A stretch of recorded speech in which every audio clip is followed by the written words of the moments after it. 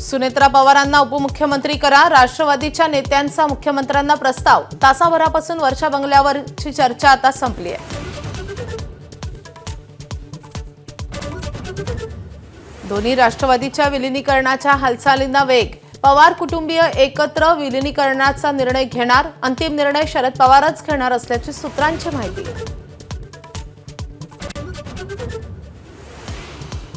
दोन्ही राष्ट्रवादी एकत्र येण्याशिवाय आता पर्याय नाही, मंत्री नरहरी झिरवाळ बोलून दाखवली शक्यता।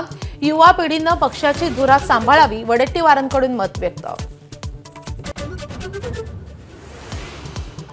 अजित पवारांच्या अकाली निधनामुळे राज्याचा अर्थसंकल्प मुख्यमंत्री फडणवीसच मांडण्याची शक्यता। 23 फेब्रुवारीपासून अर्थसंकल्पीय अधिवेशनाला सुरुवात, तर 6 मार्च रोजी अर्थसंकल्प सादर होणार। भाजपनं अजित पवारांवर केलेले 70,000 कोटींचे आरोप विनाअट मागे घ्या, हीच अजित पवारांना खरी श्रद्धांजली, संजय राऊतांचं आवाहन।